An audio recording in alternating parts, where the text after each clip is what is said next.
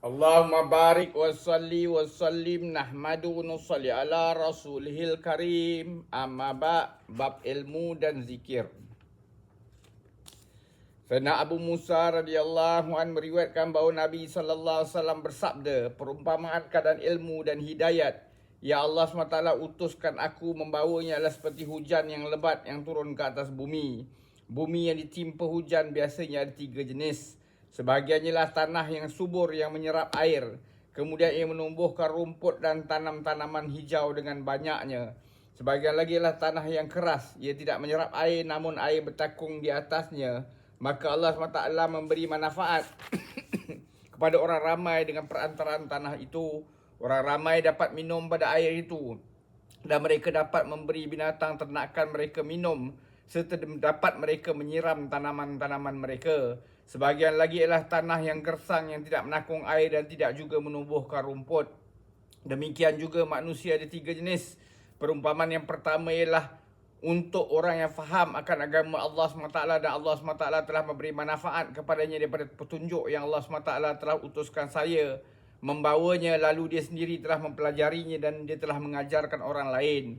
Perumpamaan yang kedua ialah untuk orang yang tidak mengambil faedah daripada agama namun orang lain dapat mengambil faedah daripadanya. Perumpamaan yang ketiga ialah untuk orang yang tidak pun mengangkat kepalanya untuk memandang ke arah agama dan dia tidak menerima petunjuk Allah SWT yang aku telah diutuskan membawanya. Bukhari. Sayyidina Abu Musa radhiyallahu an meriwayatkan bahawa Nabi SAW bersabda, perumpamaan keadaan ilmu dan hidayat yang Allah SWT utuskan aku membawanya adalah seperti hujan yang lebat yang turun ke atas bumi. Bumi yang ditimpa hujan biasanya ada 3 jenis. Sebahagiannya lah tanah yang subur yang menyerap air, kemudian ia menumbuhkan rumput dan tanam-tanaman hijau dengan banyaknya. Sebahagian lagi adalah tanah yang keras, ia tidak menyerap air namun air bertakung di atasnya. Maka Allah SWT memberi manfaat kepada orang ramai dengan perantaraan tanah itu. Orang ramai dapat minum pada air itu dan mereka dapat memberi binatang ternakan mereka minum serta dapat mereka menyiram tanam-tanaman mereka. Sebahagian lagi ialah tanah yang gersang yang tidak menakung air dan tidak juga menumbuhkan rumput. Demikian juga manusia ada 3 jenis. Perumpamaan yang pertama ialah untuk orang yang faham akan agama Allah SWT.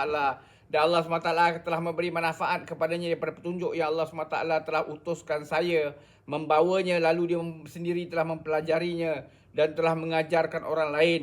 Perumpamaan yang kedua ialah untuk orang yang tidak mengambil sebarang faedah daripada agama namun orang lain dapat mengambil faedah daripadanya. Perumpamaan yang ketiga ialah untuk orang yang tidak pun mengangkat kepalanya untuk memandang ke arah agama dan dia tidak menerima petunjuk Allah SWT yang aku telah diutuskan membawanya. Bukhari.